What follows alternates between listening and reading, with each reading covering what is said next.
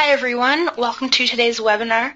This webinar is being brought to you by the Resilient Power Project, which is a project of Clean Energy Group. And our topic today is What States Should Do, a Guide to Resilient Power Programs and Policy.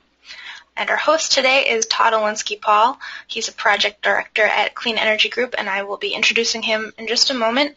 But before we get to Todd's presentation, I would like to go over a few quick housekeeping notes.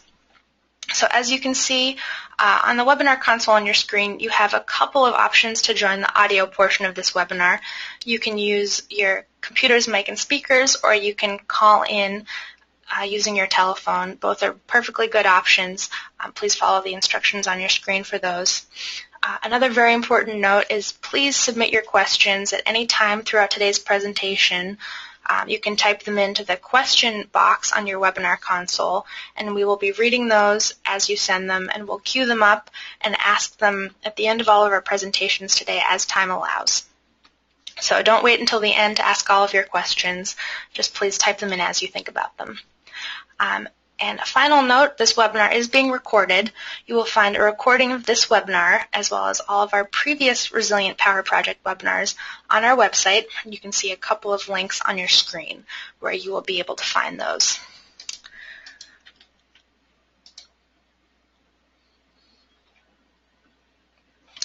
And I would now like to pass it over to Todd Olinsky-Paul. Sorry, Todd, I'm just pulling your slides up.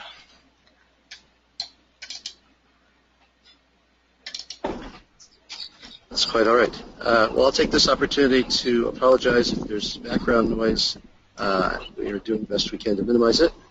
And welcome everybody to the webinar. This is going to be a very, it's a kind of a special webinar. We're both introducing a new report on state resilient power programs and policy. And we're also fortunate to have guests from 3 of the states that are featured in the report to bring us up to speed on what they're doing and what they may be doing in the near future. So next slide, please. I'll be introducing them in a moment. I just want to start out by giving everybody just a little bit of background information on Clean Energy Group and the Resilient Power Project. Clean Energy Group is a leading national nonprofit advocacy organization. We work both in the U.S. and internationally on innovative technology, finance, and policy programs in the areas of clean energy and climate change. We have a number of projects. The Resilient Power Project, which is the basis for this webinar and our others in the series, was initiated to help states and municipalities implement clean, resilient power solutions. And when we say resilient power, we mean clean, distributed energy technologies, usually including energy storage paired with renewables at critical facilities that will help them to maintain their services when the grid goes down. Next slide, please. So, right, I hoped to have an introductory slide for our speakers, but I will just do that verbally now before I start my own presentation. In addition to myself, we have 3 excellent speakers. We have Gerry Bingham from the Massachusetts Department of Energy Resources. We have Diane Broad from the Oregon Department of Energy, and we have Liza Nolan from the New Jersey Energy Resilience Bank. Gerry is leading a variety of distributed energy initiatives for DOER in Massachusetts, including acting as the program lead for the Energy Storage Initiative, which I hope we'll hear about today. He also works in collaboration with utilities to integrate distributed resources into grid modernization planning, and he works on interconnection assistance for distributed generation owners, installers, and developers, and providing technical and regulatory support for the agency's Resiliency initiative. And finally, he assists in progressing the state's goals for storage, solar, electric vehicles, and combined heat and power. Diane Broad from Oregon DOE is a senior policy analyst. She focuses on integration of renewable energy, smart grid, storage, and energy resiliency. Prior to joining Oregon Department of Energy, she was an engineering consultant serving electric utilities and renewable energy developers. She has a BS in electrical engineering from Colorado State University and is a registered professional engineer in the state of Oregon. And thirdly, we have Liza Nolan from New Jersey, ERB, the Energy Resilience Bank. She's a program manager there at the Economic Development Authority, which manages the bank. She's working on program development policies and procedures and funding parameters. She has over 25 years' experience as a funder and developer of housing and community development programs and projects, and has worked as a program administrator and funder at two state housing finance agencies in Massachusetts and Illinois. I hope, Liza, that we'll hear a little more about housing and community development as regards to resilient power, because that's one of our focus points. She's also been the founding director of the New Jersey Office of the Corporation for Supportive Housing and has worked on developments in Massachusetts, Pennsylvania, and New Jersey. And she's a graduate of Brown University, as am I, so we'll talk later about that. Okay. Just to give a little bit of background, if we could go to the next slide, please. The Resilient Power Project, continue. Next slide, please.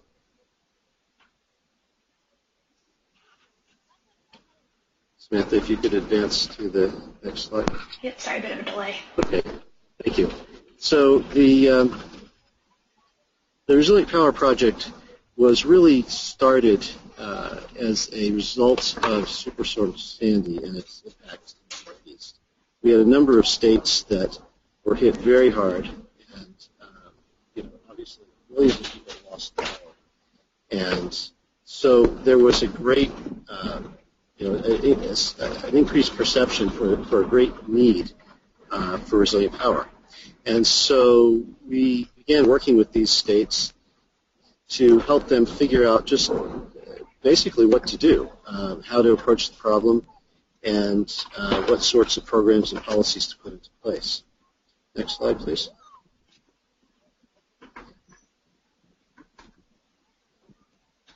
So after it's been now, I guess, 2.5 years. The Resilient Power Project has had quite a lot of success, as have the various states that have participated. And so now we're taking sort of a look back at what really has been done in these 2.5 years, and a look forward at what's coming, and what lessons we can learn from the early adopters and apply to programs and initiatives. So the Resilient Power Project has produced this state handbook, which is really the first comprehensive look at this emerging resilient power movement in the Northeast and across the country. Next slide, please. And that, by the way, is just out this past month and is available on our website. Key takeaways from the report. Approximately $400 million in new state-managed funds have been committed in the Northeast alone, and have leveraged millions more in private funds for resilient power programming and development. As a result of this, millions of people in the Northeast will now have resilient power in their communities. And this includes such facilities as schools being used as emergency shelters, water and wastewater treatment plants, fire stations, and other first responder facilities. Another takeaway is that states are evolving in the way that they approach this, and this is not uncommon in clean energy work, that you sort of start out doing a solicitation for a demonstration project or a series of demonstration projects. And then as the technology becomes better understood, the applications become clearer, markets begin to develop, states can then start to move toward more sustainable rather than kind of one-off programs. And these would include financing and incentive programs that leverage markets and really try to help markets develop and supply chains develop in the state.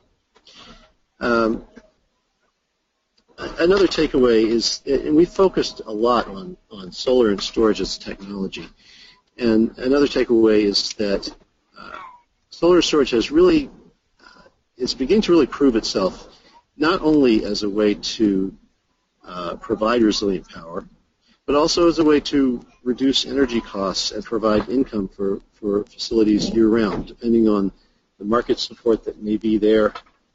In some areas, we're now seeing solar and storage being deployed basically as an economic benefit to the facility, to reduce demand charges, to allow plays in the frequency regulation market, and for other purposes. And finally, resilient power is a concept that is clearly spreading beyond the Northeast, and we've got a number of new states that are interested in exploring these issues. And I'm fortunate today to have Oregon with us to talk about resiliency in the Northwest, which has a slightly different complexion, but nonetheless is a real issue. Next slide, please. Again, I do apologize for the background noise. So in looking at the brief early history of resilient power at state level, we have seen there are a number of policy tools that are being used or potentially could be used. We see that many states have turned first to solicitations and RFPs. We see that there are some states that have put into place standalone mandates for storage or for resiliency, or including mandates as part of an existing portfolio standard. We found that adders, multipliers, and carve-outs to really give a little extra boost to resilient clean energy as opposed to sort of generic clean energy are being experimented with. We've seen some interest in moving to prescriptive rebates, although I'm not aware that that's actually happened. New Jersey is considering it in its energy storage solicitation. We've seen that there are some financing institutions, notably the New Jersey Energy Resilience Bank, which we have a representative from today to speak to that on this webinar, but also green banks and other financing institutions are starting to emerge. There are studies and roadmaps being done all over the country, and some of the earlier studies and roadmaps that were completed in the 90s are being sort of dusted off and updated. And then we have sort of a similar effort to integrate solar and storage and other resilient power technologies into longer-term state policy, for example, disaster preparedness plans and energy plans.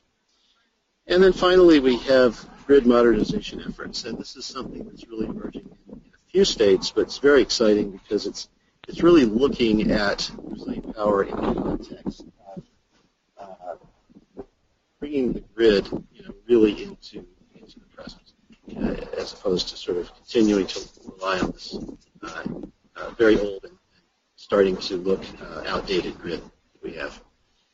Next slide, please. So we do make some recommendations to states based on some of the lessons learned from early state efforts in this area.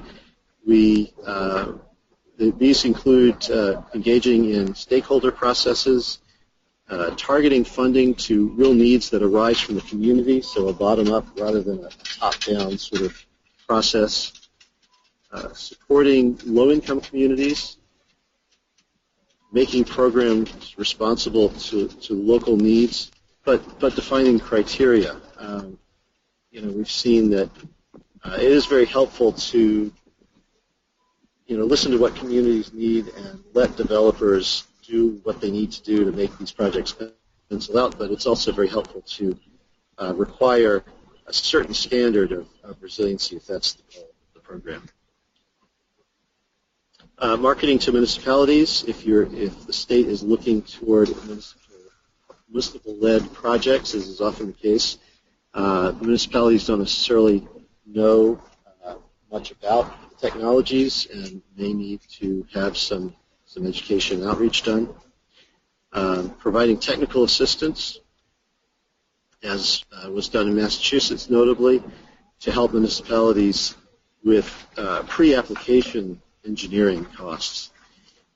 Providing financing assistance, as is being done notably by the New Jersey Energy Resilience Bank and the Connecticut Green Bank. And then monitoring project performance is also very important. Next slide, please.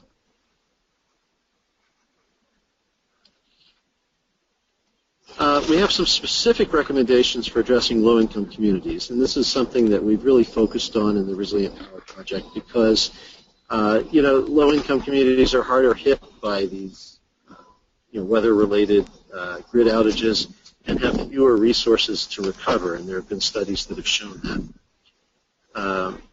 So some of the recommendations include defining low-income or identifying eligible communities in the program guidelines. Including, addressing low-income communities among the project evaluation criteria. So some kind of weighting preference or additional points to be gained from addressing these communities. Focusing support on market segments and facility types that support underserved populations, such as affordable housing, assisted living, and so forth. And this can be done through carve-outs, added incentives, special financing assistance, dedicated technical assistance, and so forth. And then supporting analysis of benefits to low-income communities, so that there's some knowledge gained about how this works, what really the benefits are. Next slide, please. And I should mention that if states are using public funds to do resilient power work, rather than just sort of targeting this to sort of indiscriminately, it really is important to focus on underserved communities. Otherwise, the early adopters end up being the Googles and the Walmarts who can really afford to do it, on their own. And so we feel this is a very important piece. I just want to mention, before we turn it over to our guest speakers, that we see that although the initial impetus for this work was really Sandy and the preceding storms, the drivers are expanding. For one thing, extreme weather and other causes for power outages are certainly not limited to the Northeast. If you look at the map here of billion-dollar weather and climate disasters in 2014, it's actually pretty well distributed around the middle and western parts of the country. And if you look at the chart there, weather-related outages, grid outages, have increased dramatically, and whereas the non-weather-related outages have really remained pretty stable over the past couple decades. So it's very clear that it's a nationwide issue, and it is an increasingly important and severe issue. Next slide, please. But aside from weather-related outages, we see other drivers starting to emerge. We have electric services markets emerging, frequency regulation in PJM, demand response and demand charge management in New York and California, and also other places. We're hearing now that some of these value streams that can be accessed through the addition of energy storage and renewables are really present not only on the coast, in the coastal areas, but in the Midwest as well.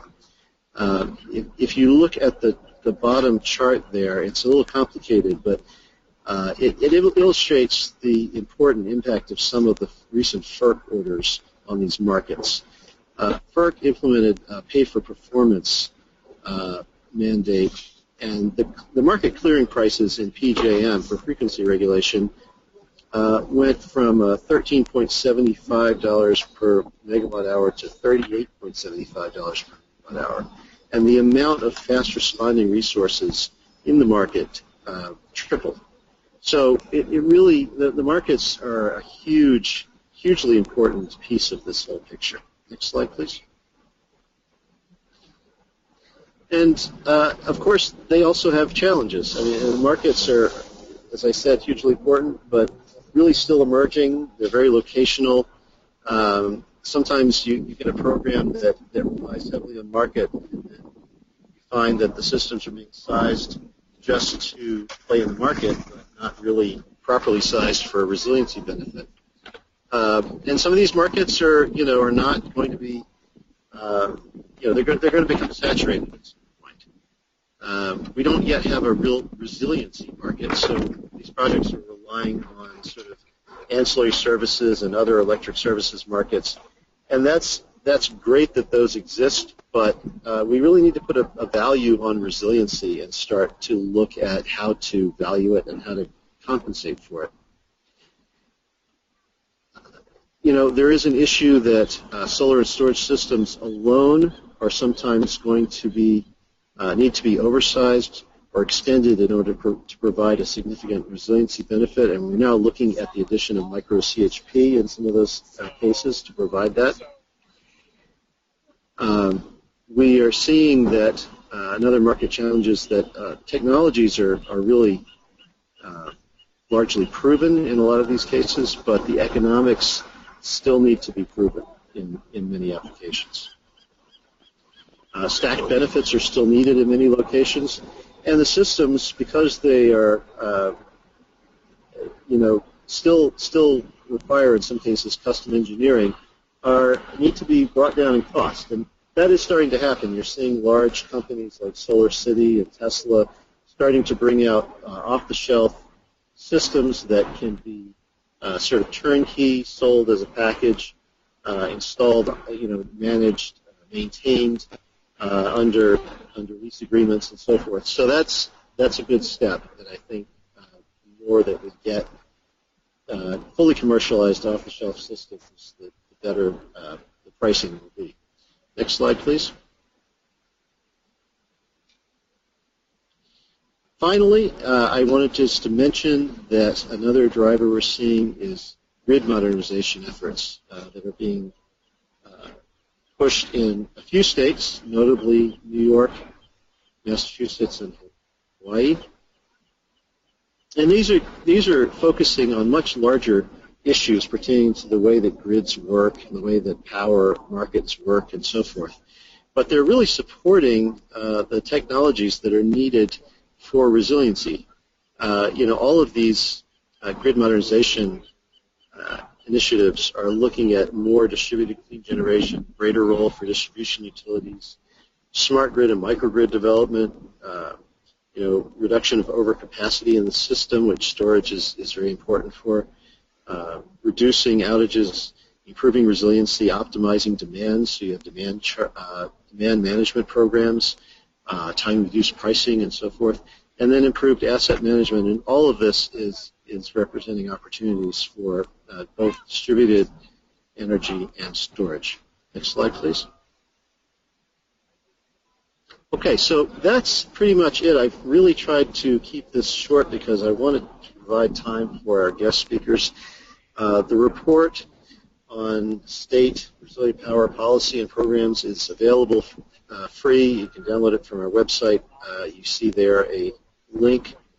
It's resilientpower.org, and we'll show you that again later. And with that, I would like to turn this over to our guest speaker, Gerry Bingham from Massachusetts DOER. Great. Thanks, Todd. Thanks for having me today. I'm very glad to be here. I wanted to thank CISA and Clean Energy Group for inviting me to participate in this Resilient Power webinar. I'm very pleased to share with everyone what Mass DOER has been doing with our Community Clean Energy Resiliency Initiative and provide insights about what's next and lessons learned. Our primary focus with the initiative is to support communities in their efforts to prepare for the impacts of climate change while continuing to meet the administration's goals of greenhouse gas emission reductions and the increased incorporation of clean energy. For those less familiar with the program, I'll be touching on the background and reasoning behind the initiative. For those more familiar, this will be more brief than past presentations to save time for next steps and lessons learned. Then I'll give you an overview of the initiative we've designed, discuss eligibility of the applicants, facilities, and technologies, go over the two-pronged approach we used and our results so far, and leave a little bit of time for questions. So these preparedness initiatives are focused on investments that will have the most effective immediate and long-lasting impact. It's a multi-dimensional strategy. The goal of the initiative in general has been to prepare for climate change and increasing incidence of severe and costly weather events. And as you can see on the chart below, it demonstrates the increased economic cost of major weather events.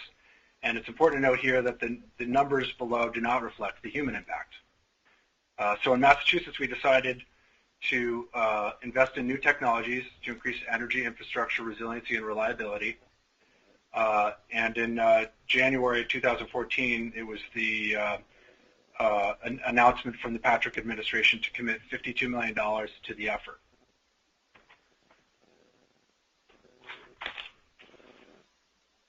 So a little bit on the Community Clean Energy Resiliency Initiative. It's a $40 million grant program ensuring energy resiliency.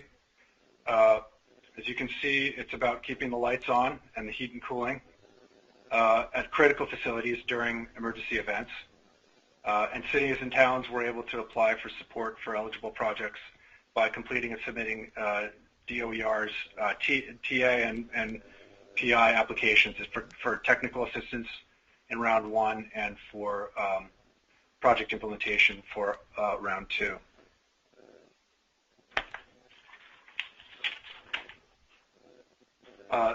Some important elements of our program, we were very expressive in the way that we applied it to eligible applicants. They had to be Massachusetts municipalities to be eligible, but there were options for how to proceed. They could be a municipality to submit one application including one or more buildings. It could be multiple municipalities to submit a joint application with one municipality as the lead. It could be submitted by regional planning agencies to apply on behalf of at least two municipalities, and with a single RPA, potentially submitting one or submit more than one application, but not more than 3 applications. And as far as the public-private partnerships, those were permitted as long as there was an MOU, Memorandum of Understanding with the municipality. And we also made a concerted effort to make sure we had a very clear definition of what constituted a critical facilities. I believe we based this largely on definitions utilized by the utilities. In specific buildings or structures where loss of electrical service would result in disruption of a critical public safety life-sustaining function. Critical facilities could include life safety resources like police, fire, hospitals, water and waste treatment plants, emergency communication resources and shelters. Lifeline resources were considered to be food supply and transportation, and community resources were considered to be city and town halls, senior centers, schools or multifamily housing developments that would be capable of acting as alternative shelters. And critical facilities could be publicly or privately owned, as mentioned before, provided that there was a memorandum of understanding covering the role and critical functions of the lead applicant. In other words, the town role. We also were very careful in the way that we applied the eligibility for the broad spectrum of clean energy technologies. we got a lot of questions on what constituted clean energy technologies, so we wanted to be very clear. I'm not going to go too deeply into the entire list. It's pretty long and exhaustive, but obviously including what we consider to be important potential resources. And we wanted to make it clear that it was really up to the applicant to determine what they felt was most important, recognizing that in some cases they might be trying to leverage actual existing resources.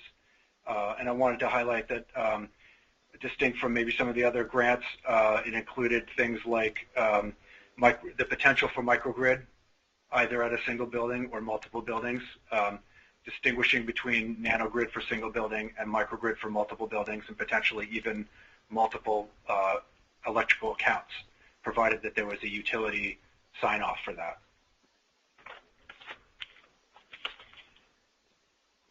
Okay, so the next was application types.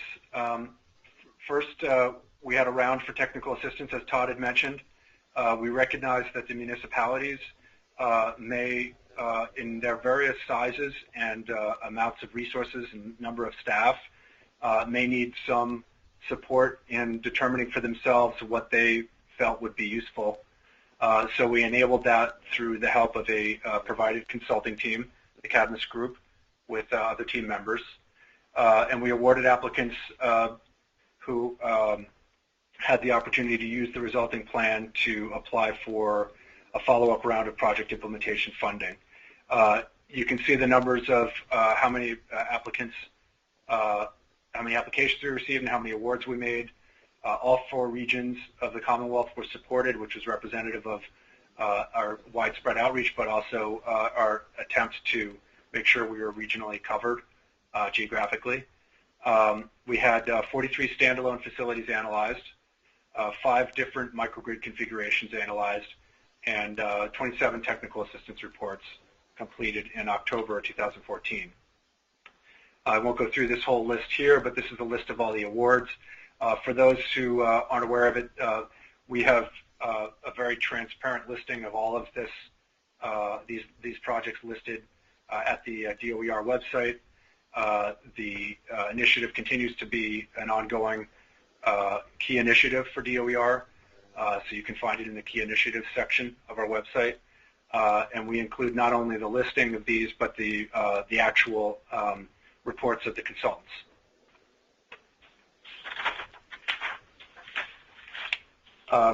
So in round 1, we had 1 set of project implementation projects that we approved. They were required to meet the specific project threshold criteria, things like being able to support for a minimum of 3 days and meeting the eligibility requirements for technical and customer types.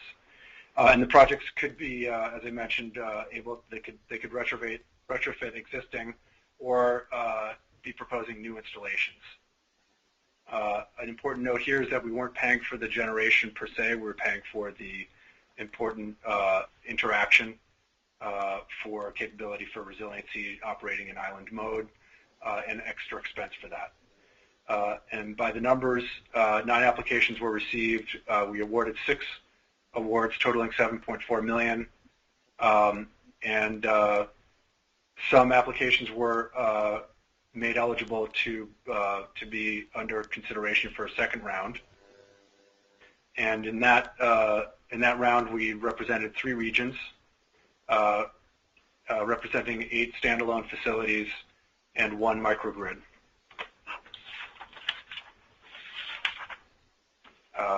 So there's a list of the projects there.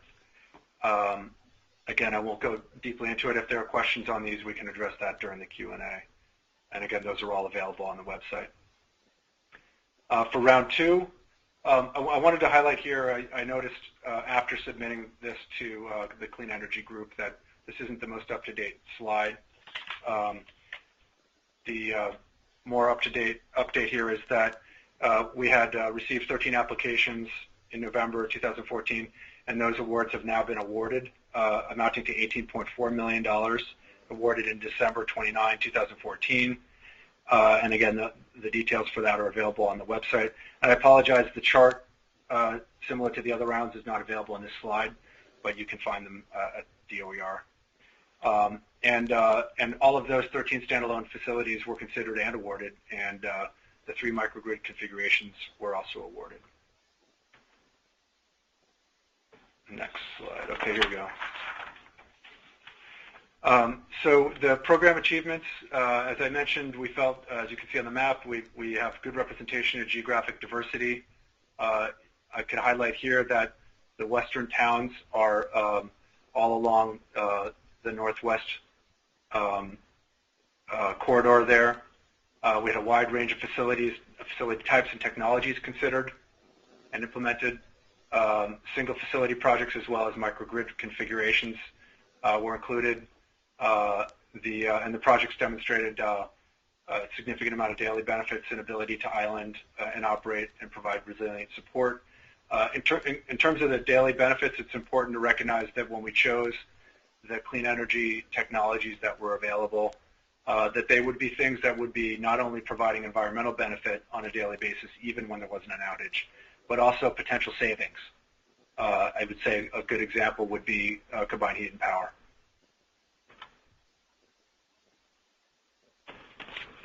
So now onto the lessons learned.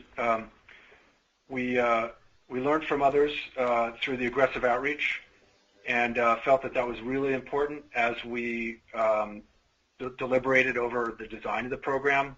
And we were glad that we had resources like CISA and Clean Energy Group to look at, to have assistance in looking at multiple different resources and considerations. We spoke to other states, other organizations, even mass organizations and municipalities, as well as policymakers. We developed some clear goals in program design with a useful glossary of terms and explanation of concepts and technology. We provided info to applicants through webinars and extensive Q&A, and displayed, in my view, great amounts of flexibility and agility during the implementation.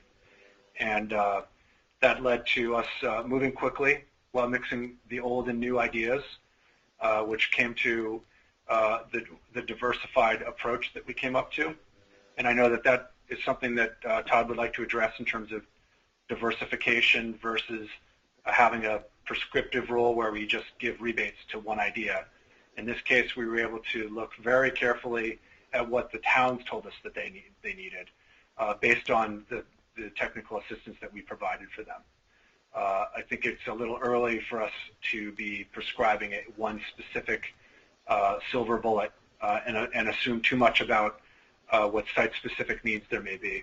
I think we also applied some creativity in making sure that we had geographic representation, and we had some creativity that we applied in terms of phased-in contract approach, and the milestone treatment for funding disbursements is an example of how we wanted to make sure we saw information on the interconnection process with the utilities prior to reimbursing invoices.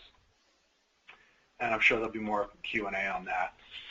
Now on to what's next.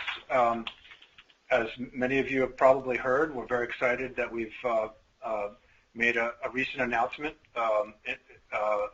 introducing the Energy Storage Initiative. That was an announcement made in May. The amount that's been committed is a $10 million amount in concert with a focus on storage by conducting a two-part study. We're in the process of considering the consultant for the storage study, and the anticipated result of that is for a report in January of 2016. That study will aid us in determining the best way to spend the $10 million. In the meantime, our sister agency, the DPU, has recently conducted an energy storage stakeholder conference just last week, July 9th. We have announced that we will be anticipating having some energy storage expert and stakeholder forums, somewhat in concert with these two study process. I also wanted to point out on that first bullet that we are reviewing options for the remaining $12 million from the Resiliency program. That's a question that we will be working on, hopefully having some answers soon. Clearly, this study that Todd was mentioning will be very useful to us in deliberating over the important ways to apply best practices. And so we're feeling very fortunate for the timing of that. And also, as Todd had appropriately called out, that grid modernization activities are ongoing. We expect grid modernization plans to be issued and filed with the department by each utility on August 5th. And it will be our role at DOER to not only review those plans for consistency with the objectives of that proceeding, but also to ensure proper integration of distributed energy resources, whether it be any mix of all the clean energy resources that we've been talking about under Resiliency, or just standalone renewables, continuing to do our best to meet the Commonwealth's goals for solar. I should point out that the Baker administration has reaffirmed the goal for 1.6 gigawatts of solar. We need to do so in a cost-effective way, so that is something under consideration regarding those other the incentives that drive solar, both net metering and SRECs, and we're hoping to see legislation soon that will address that. So that is it for me. I know we're probably going to do this series of presentations before the Q&A. There's my information if people would like to contact me. So thank you for the time.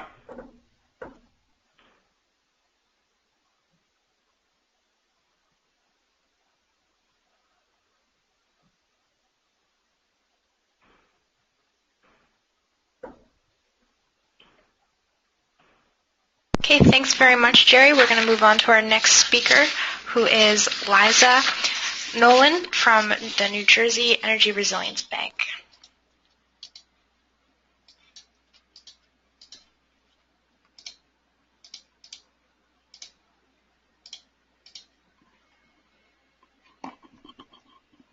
Hi, thanks, Sam.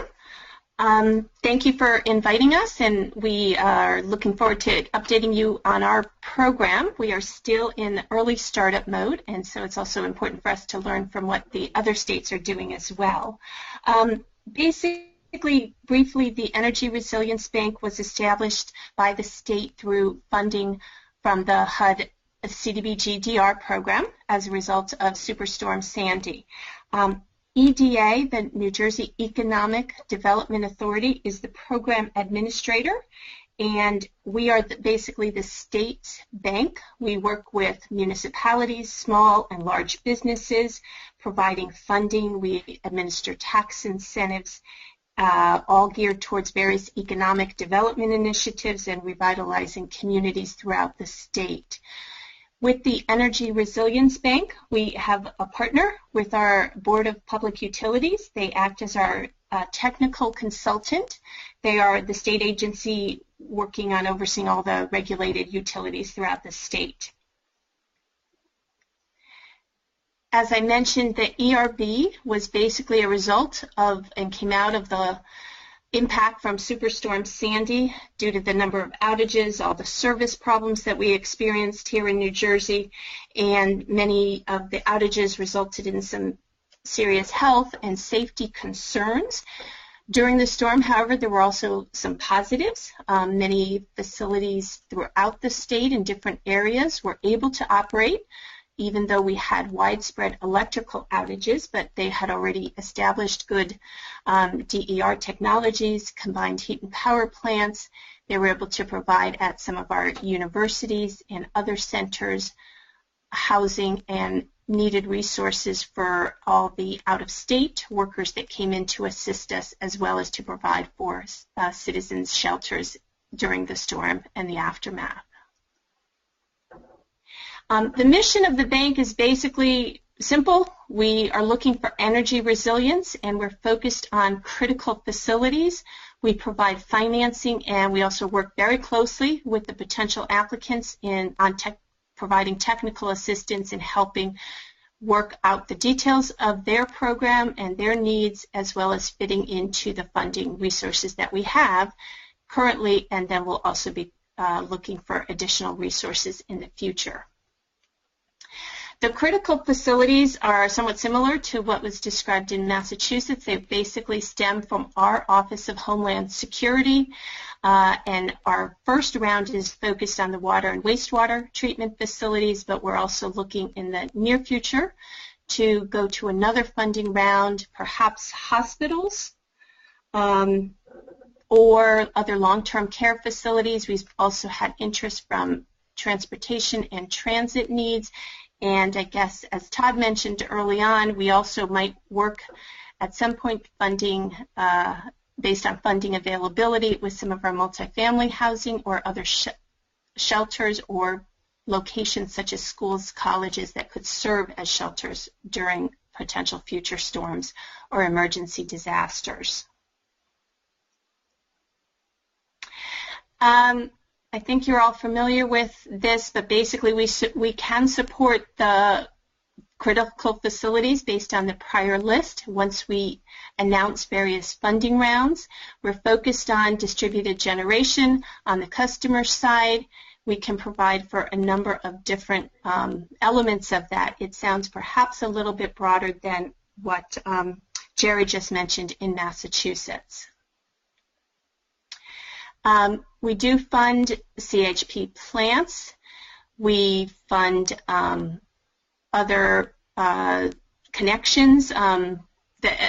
With the DER technology, we can fund the basic systems, but they have to make sure, as all energy resilience, that they are islandable and they can black start. We do not provide funding for emergency backup generators, and there are some other limitations that I'll go through on future slides.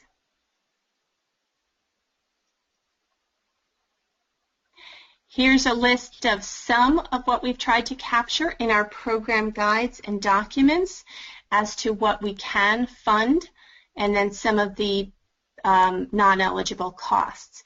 In creating the program and working with our state partners at the Board of Public Utilities as well as other state agencies, we were also looking to utilize the funding from HUD most efficiently and not duplicate other sources of funding that were available for certain components. So we do not provide funding as listed as a non-eligible cost for solar photovoltaic panels. There are other resources for that, but we can then provide the connections and the controls in that to make them energy resilient, just not the actual panels. So there are some components that we will fund and some that we won't. We will work with potential applicants to see what their goals are after they've undertaken an energy audit and try to meet our funding for the elements that we will fund, and then connect to other programs as available for pieces that we might not be able to get involved with. Oops. Okay. As I mentioned, that Energy Resilience Bank in New Jersey, hello? Okay, was funded with HUD CDBG DR funding. We did receive a $200 million allocation. The HUD funding has certain requirements that we must fulfill. The first is that we do have to make our initial funding commitments by September of 2017. All of the funds must be completely spent and drawn down by September of 2019. Currently, the eligible applicants are limited to public and nonprofit entities as well as small businesses, but I'll touch on that in a second. Anytime HUD funds are involved, CDBG funds are involved, there is a priority and a focus for low and moderate income areas, communities, or service areas. And there is also a focus and priority for the communities in New Jersey that were most impacted by Superstorm Sandy or other eligible recent disasters. We are working with HUD and have submitted, and we expect to hear any day now, on the small business waiver that would allow for us to work with applicants that do not meet just the small business definition, but might be a for-profit hospital, for instance, or might even be a company that is working with water and or wastewater treatment facility to serve as an owner of the energy asset at the utility authority. There are many HUD program requirements that must be complied with as we work with the applicants, including some of the Davis-Bacon funding, Section 3 employment, and undergoing the National Environmental Review, as well as flood insurance, elevation requirements, and other components. I think I just touched on this for the most part, but we are trying to expand it so that we can work with more than just the public facilities and nonprofits and small businesses. There are a few other areas we've been working on with HUD during the past year on some of the program income limitations to allow for broader flexibility as we're starting to open up the program.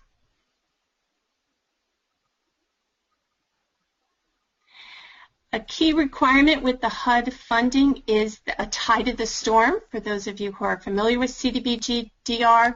So an entity that is applying must have either had a direct impact by Sandy, experienced a certain level of damage during the storm, or from another qualifying disaster such as Hurricane Irene, or it could have an indirect impact depending on what happened during the storm to its facility, to the community, and usually connected with some of the energy outages that were prevalent throughout the state. Once we do work with an applicant and give them an initial approval, they will have to work to provide all of the system upgrades and construction within a 2-year period. Currently, as I mentioned, we are basically in our initial early going of the program. Last October, we announced our first funding round of $65 million, and that is focused on water and wastewater treatment facilities. The funding that we will provide will be up to 100% of the unmet funding. That's one of the terms that HUD has. So if they have other funding and they have a gap in their financial structuring of the project, we can provide the balance. We have incentive funds, so basically forgivable loans for 40% of the funding that we would provide to an applicant, and then a loan. The term would be tied to the life of the asset, the CHP system as an example, and we would provide a very low interest, 2% for water and wastewater treatment plants that are investment grade, and 3% interest rate for those who are non-IG rated. The collateral is unsecured. We do connect the financing to the asset, and depending, it can go up to the 20-year term depending on the useful life. We can provide during the construction period for a principal moratorium up to 2 years in length. So the terms are very flexible.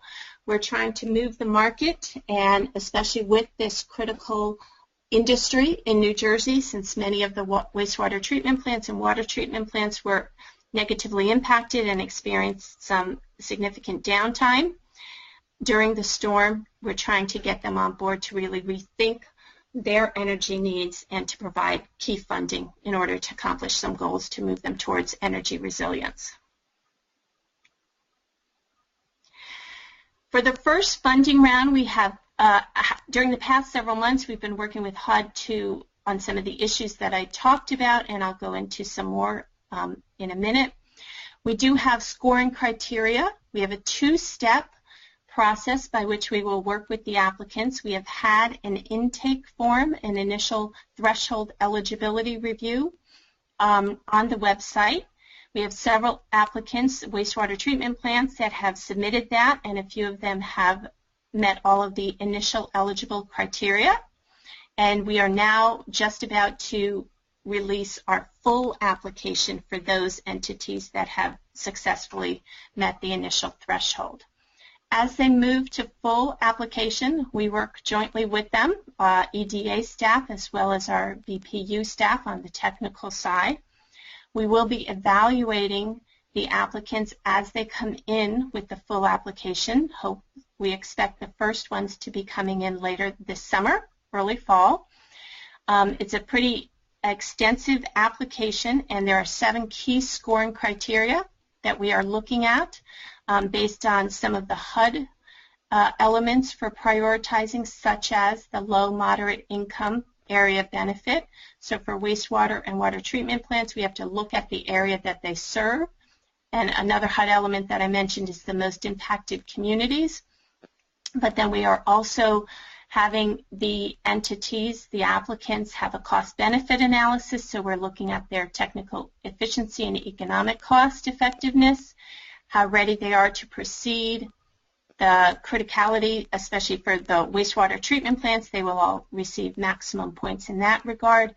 We do have extra points if there is a microgrid involved, and then we're also looking at meeting some of our state programmatic energy efficiency standards to try to increase efficiency at these units as we are providing funding.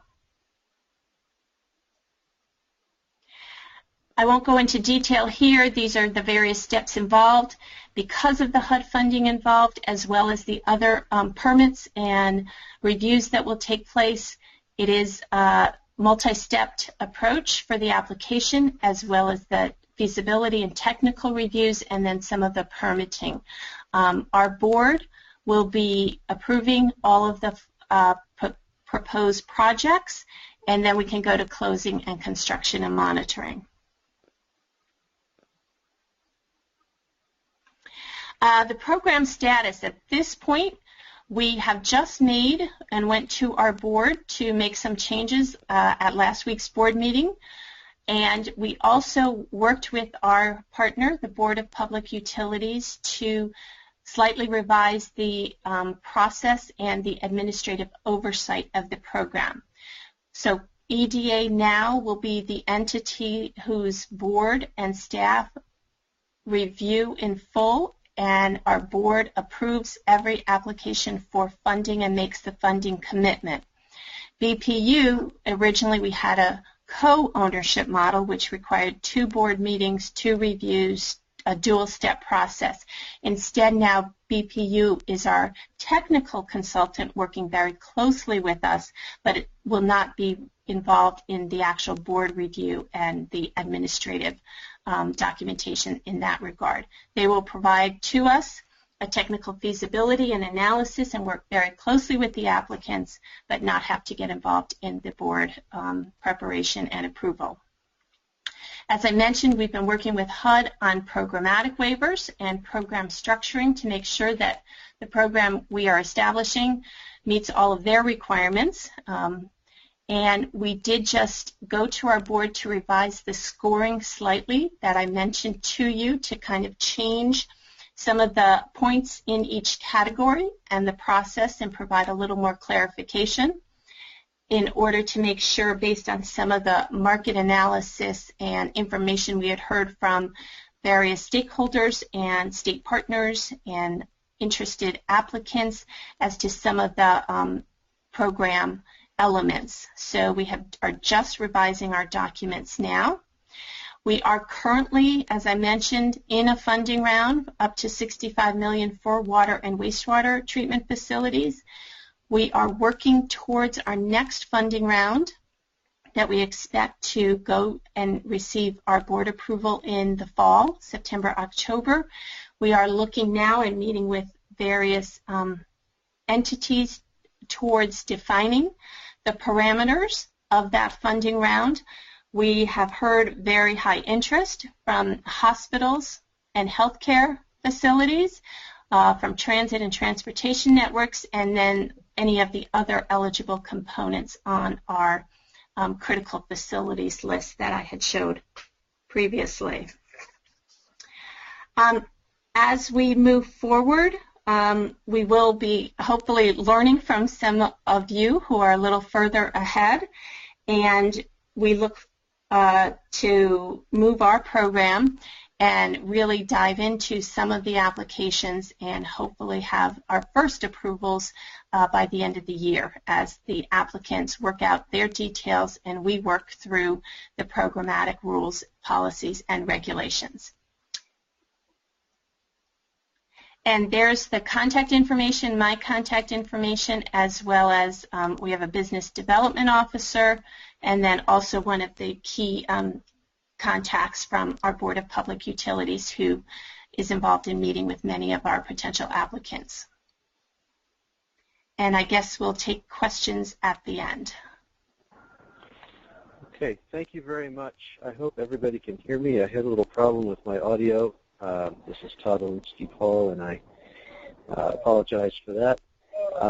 I'm going to go ahead and transition right away to Diane Broad and her presentation, and then, yes, we will address questions at the end. Please do continue to send your questions in if you have them. We've gotten quite a few, and we will get to as many as we can.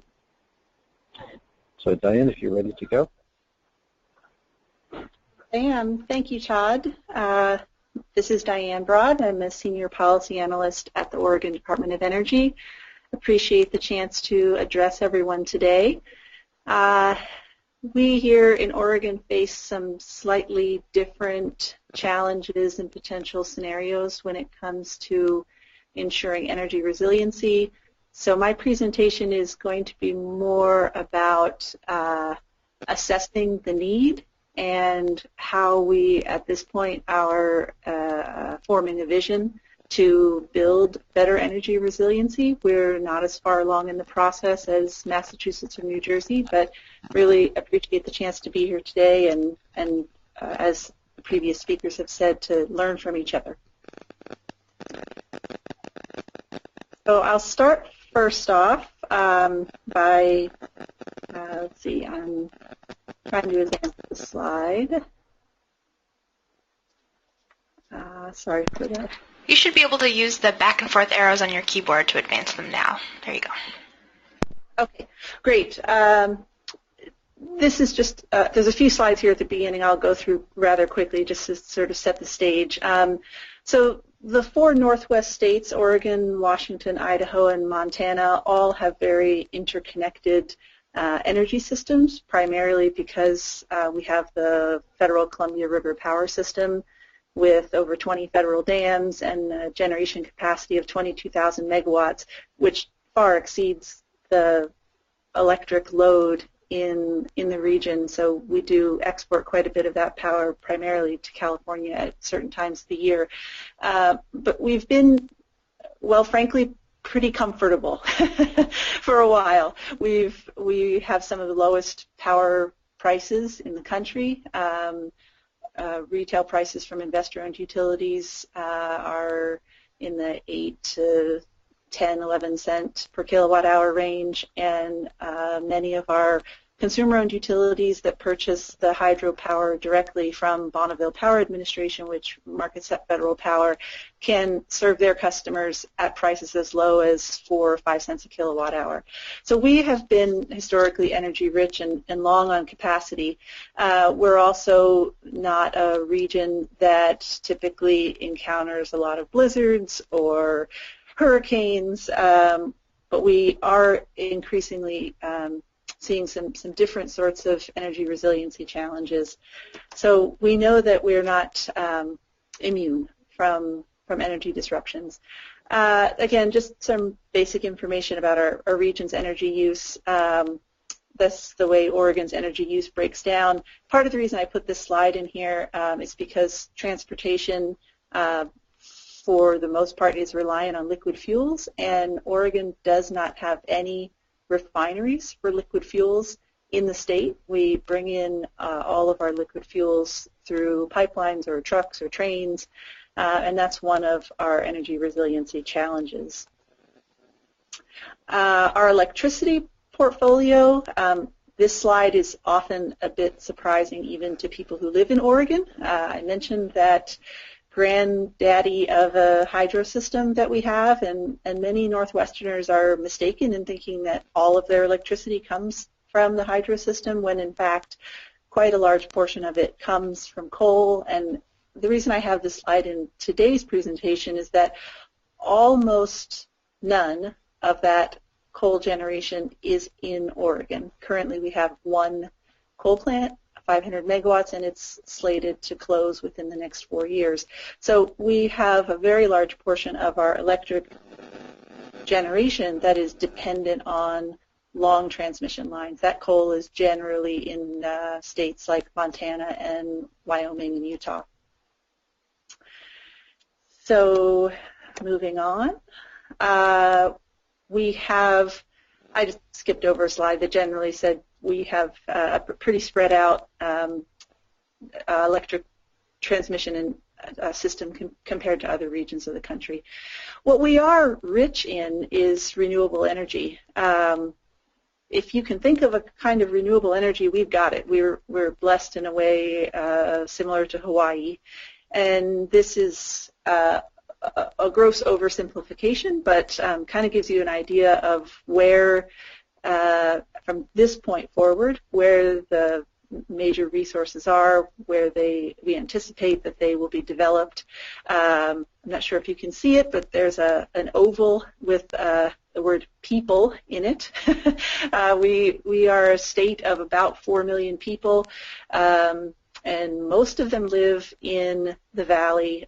Portland, Oregon is kind of at the north part of that oval, and then to the south is where most of the people live. So again, we have an opportunity for using a lot of renewable energy, which should theoretically increase our energy resiliency, but many of those resources are located far from the population centers. So, as I just said, we're rich in renewable energy resources. We do have an RPS, Renewable Portfolio Standard, with a 25% goal by 2025. Currently, we're on track. This year, we needed to meet 15% of our electricity needs through renewables. We have done that, but wind is the predominant resource, and it's almost all located in the northern part of the state along the Columbia River corridor. Our infrastructure is at risk from a variety of natural hazards. We have a critical energy infrastructure hub in Portland, which is the gateway for almost all of the liquid fuels that I was talking about just a moment ago. That area is located on one of the most critical, most vulnerable areas of the state in terms of seismic hazards. And as I've already mentioned, we have long transmission lines to bring that out-of-state power into Oregon. We also have coastal population, which are served by a limited number of long transmission lines. So there's definitely a risk of isolated communities were we to lose any of those transmission lines. So we have a geographically diverse state. We have geographically diverse challenges. In the eastern and central part of the state, we are definitely subjected to risk of drought. This year is a drought year. We already have 20 of the 36 Oregon counties that have announced a state of emergency due to the drought that we've experienced, and that's earlier in the year than we typically have any counties announcing a drought emergency. So this year we could see some of the challenges that we're concerned about in terms of wildland fire. But this is the big one. The thing that keeps energy planners awake at night in Oregon and the Pacific Northwest is the Cascadia subduction earthquake. Everyone will remember, I'm sure, the major earthquake and the ensuing damage and challenges for the people in Japan at the Fukushima nuclear plant and the rest of their energy system challenges recovering from that major earthquake. We are essentially the mirror image of Japan in terms of seismic risk. And there's about a 15% chance of this major event, magnitude 8 to 9 earthquake, about a 15% chance of it occurring in the next 50 years. The studies that have been done have shown that this event would have such a significant impact on our energy infrastructure that we would be looking at not days or weeks, but months without power to our major population zones. So in 2013, one of the state energy agency, the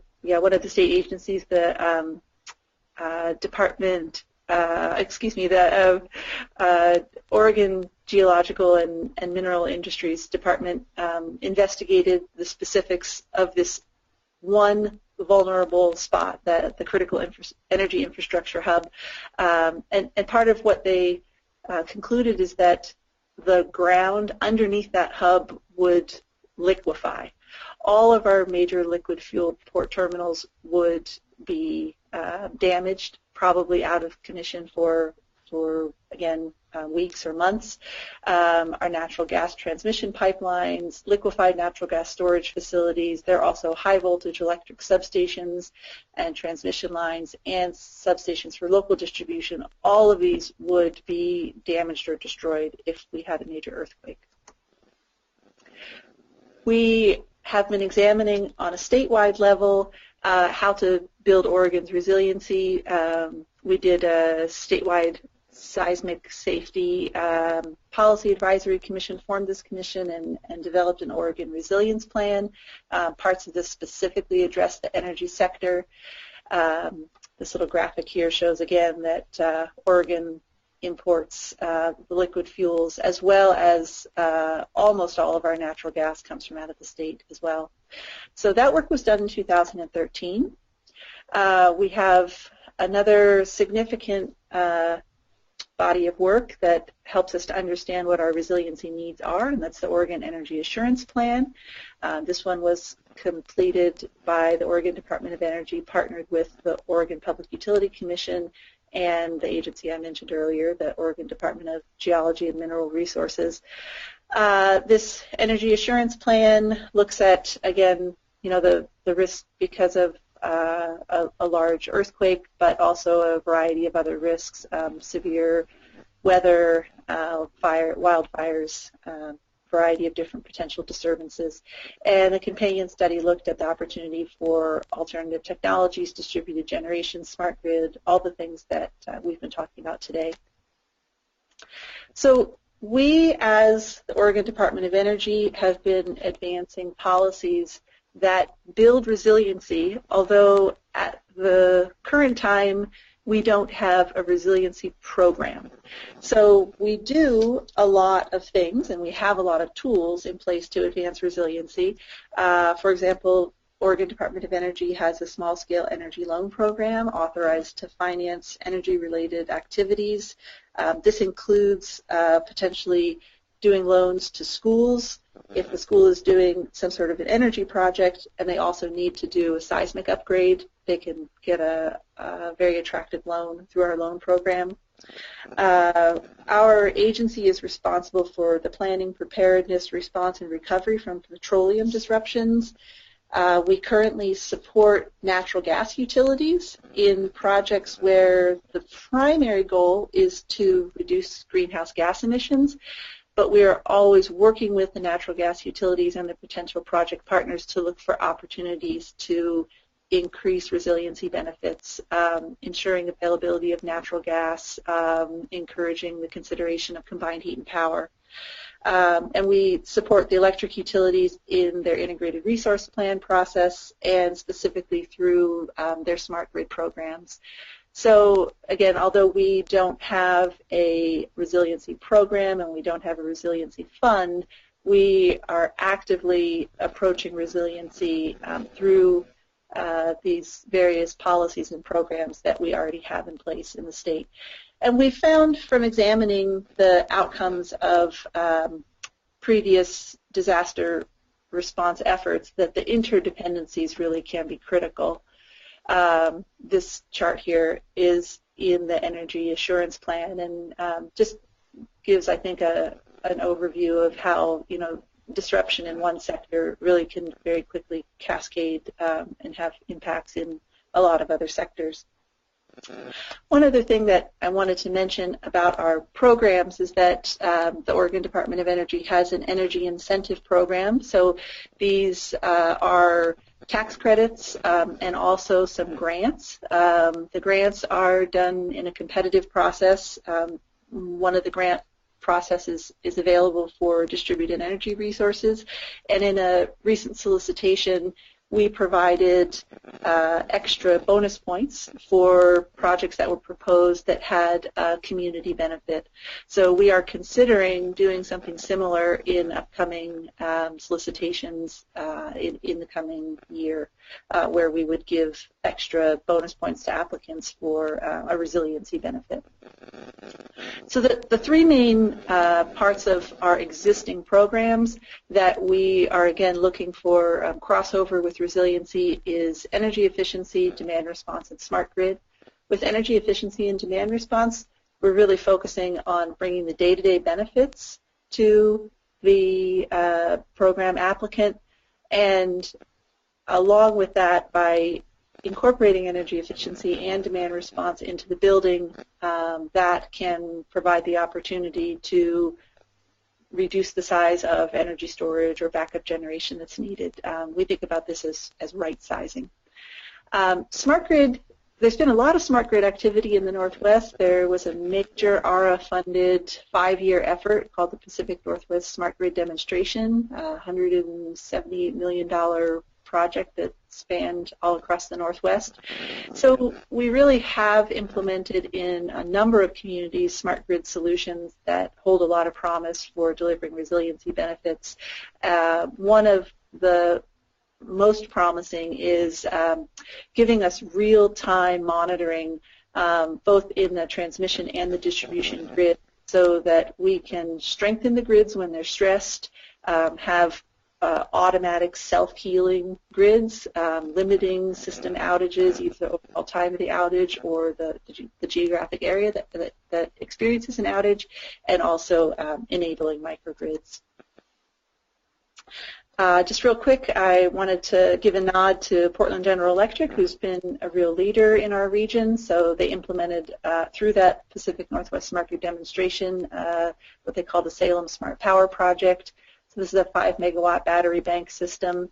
It has been incorporated in a part of their distribution system that also has demand response, renewable energy generation, and distributed standby generation from nearby facilities.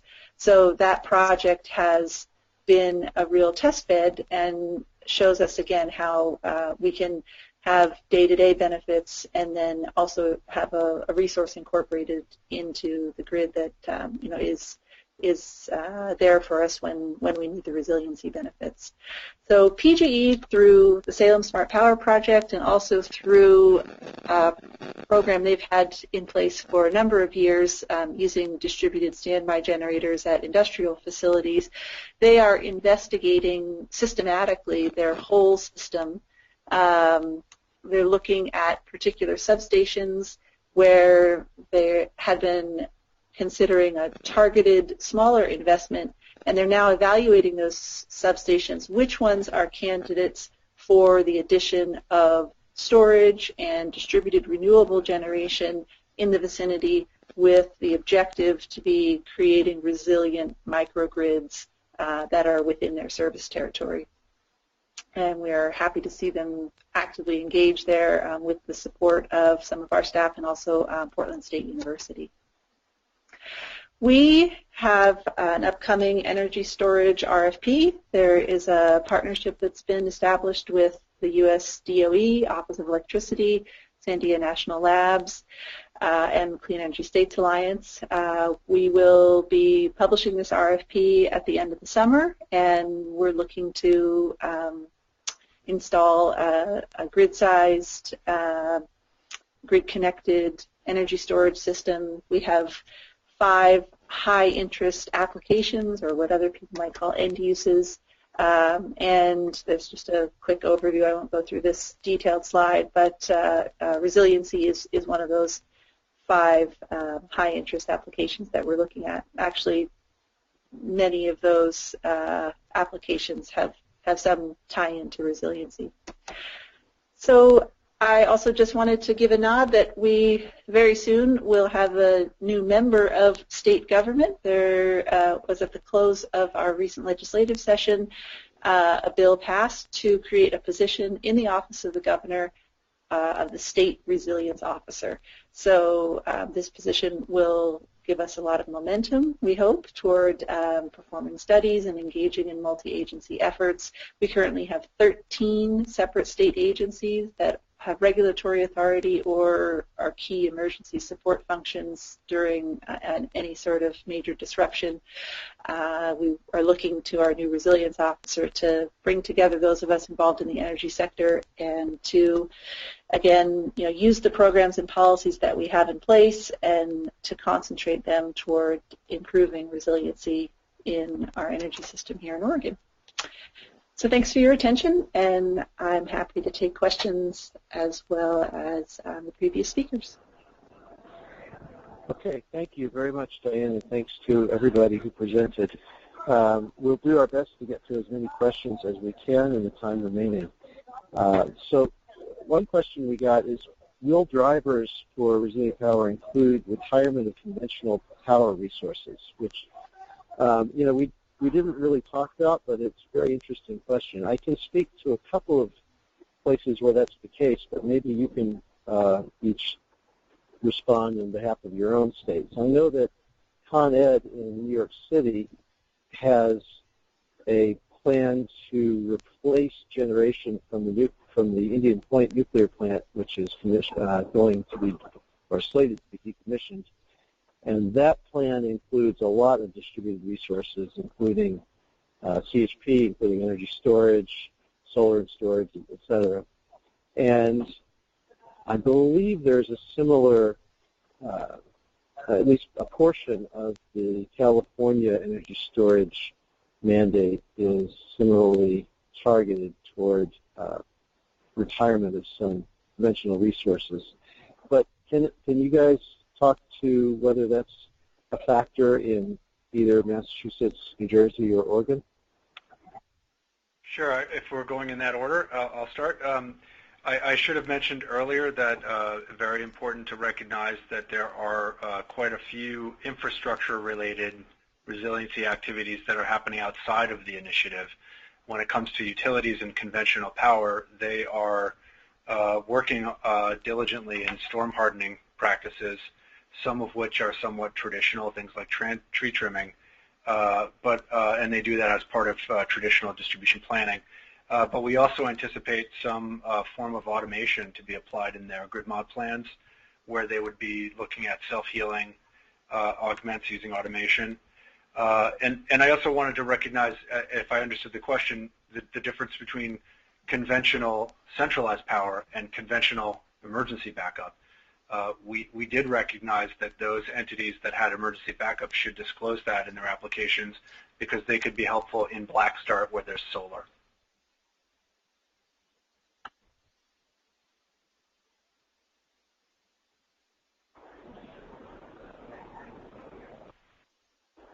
Okay, anybody else want to jump in on that one? This is Diane. We have a a process I didn't mention in my presentation, but every 5 years there's a regional power plan that's produced by the Northwest Power Planning and Conservation Council. So although it doesn't direct any one utility to take any one path, it does look out over a 30-year planning horizon and predict what is going to be the most likely path and what is the least cost, least risk plan. And this 5-year plan is about to be released later this year through our work here at the department. We've been collaborating with the staff that produces the plan. And most interestingly is, yes, we see a significant reduction in centralized coal plants that serve the region, and demand response and energy efficiency. Some distributed energy resources are the resources of preference, and the largest of those is demand response.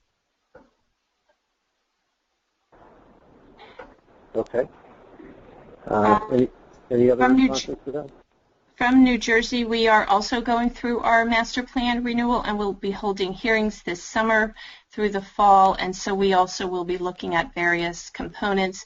Our funding is all our current Energy Resilience Bank funding, which complements other state funding, but our ERB is directed towards DER technologies for critical infrastructure. So we'll see how the comments, public comments and process enlighten our plan and thinking moving forward. And Todd, if I could, I'm reminded from the comments of the earlier panelists, there are some efforts in Massachusetts regarding applying the wholesale transmission system non-wires alternatives approach at the distribution level. While we might have some areas where there isn't, most of our state is not experiencing extensive growth and we're not looking to defer line upgrades, there are some areas where that is under review, and we've received some nods from the pertinent utilities that they are open to the idea of non-wires alternatives being a formal part of the review, potentially as part of grid mod. Okay, thank you. Somebody has asked a question about Oregon's House Bill 2193, and I'm not sure, Diane, you can correct this if it's not correct. The person writes that the bill mandates a cap for energy storage procurement at 1% of peak load for utilities, and then asks, doesn't that hinder energy storage and consequently resiliency deployment? Is that right? I'm not sure about that, and I don't want to. Yes, I can respond to that. Thank you, Todd, and to whomever it is out there who asked the question. Yes, we did see passage of an energy storage mandate. It's viewed as a rather modest mandate, but a mandate nonetheless to our two largest electric investor-owned utilities, Portland General Electric and Pacific Core. The minimum amount of energy storage to be implemented is 5 megawatt hours of energy storage, and those systems need to be online by January of 2020. There was some concern among ratepayer advocates that energy storage is very expensive, that our region, because of a variety of reasons, is not quite in the same situation as other parts of the country where, that's the right solution for us right now. And so as part of the negotiations in the past, yes, it's correct. There is a 1% cap. As an example, for Portland General Electric, that would result in, I think, a cap of something like 40 megawatts of energy storage. But from my understanding, I wasn't involved in the negotiations, but from my understanding, the energy storage projects that are proposed all will have to undergo a rigorous review by the Oregon Public Utility Commission. They have to pass the used and useful test in order to be able to be implemented, and most importantly, to be recovered in rates. And that 1% cap seems to be quite well I'll say realistic. It's unlikely future. I would think that we would see 40 megawatts of energy storage deployed in Portland General Electric territory in the next 5 years. So I don't think it will hamper the efforts overall. I think the passage of that bill was a very positive thing. We didn't have any clear indication that energy storage investments by utilities in Oregon would be eligible for rate recovery, and now we have that clear indication. Okay, thanks, Diane. Another person wants to ask a question about the New Jersey program. The question is, does the New Jersey RPS allow solar projects that are connected to batteries within a microgrid or an islanding situation to generate SRECs? And if so, how much would solar production be discounted due to efficiency losses between DC and AC storage and conversion? Is that something you can speak to? Probably not. I am just on the program side, not on the technical side. We are looking into those issues as we move the program forward. So we are looking into tax credits, incentives, and other criteria and funding mechanisms and connections with the overall program. We can, as long as we don't pay for the PV panels, we can do the project that was described, but the funding and the connections and incentives we're still working through.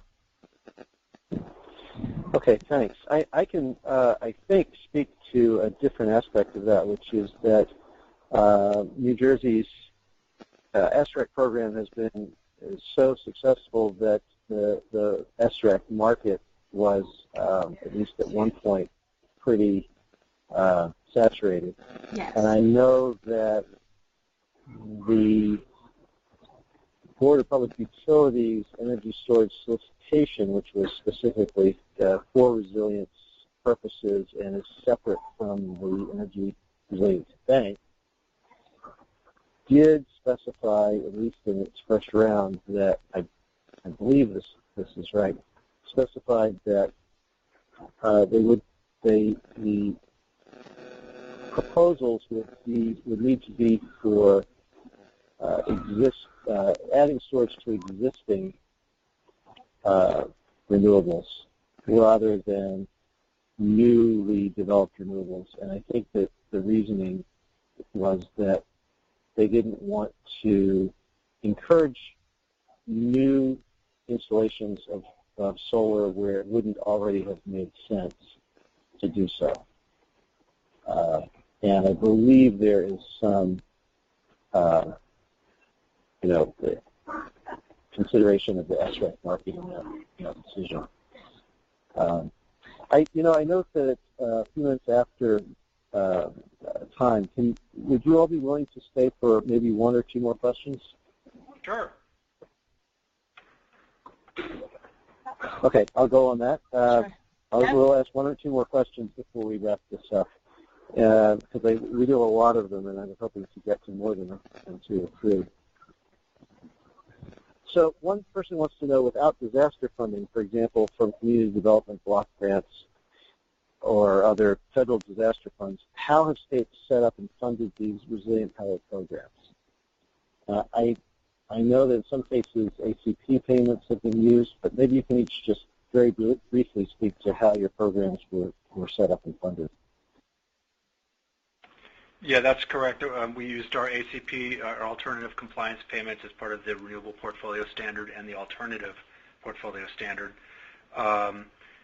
We do have other resilient activities that are funded by legislation and things like that, but this particular grant was funded through the ACP. And that's money from utilities as an alternative to developing renewables. They can pay into a fund, an ACP fund. Is that right? The load-serving entities that are serving basic service and competitive supply. So the utilities are doing so maybe through a pass-through, but we have a portion of our customers are on competitive supply as well, and they all have to comply with the RPS. Okay, thank you. Diane and Liza, want to speak to that? in New Jersey, well, the program that I discussed today is CDBG-DR, as some of the other green banks have been set up with that funding from HUD.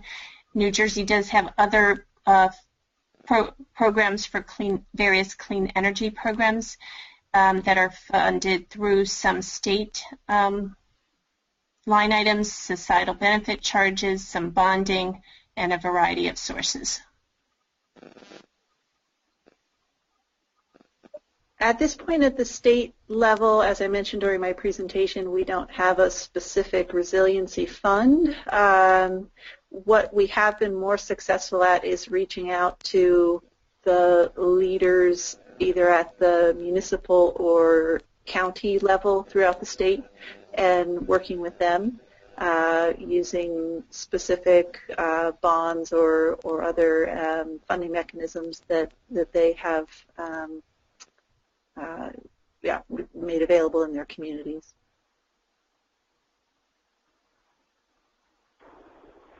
Okay, great. Thank you very much. So I think we're going to have to wrap up. I apologize for the folks that waited and their questions weren't answered. This is just simply all the time we have. I want to again thank our presenters. It was an excellent presentation. It will be available on our website for anybody to review or download. It's free along with all our other webinars that are archived here. So thanks again to Gerry, Bingham, Liza, Nolan, and Diane. And Samantha, do we have any upcoming webinars that you wanted to mention? We do. We have a webinar tomorrow, actually, at the same time from 2 to 3 p.m., and that is on fuel cells for electric supply and grid support. And that is also a free webinar, and you can find details about that on our website at resilientpower.org. Okay, very good. Thanks, everybody, and we'll see you next time. Good, thank you. Thank you.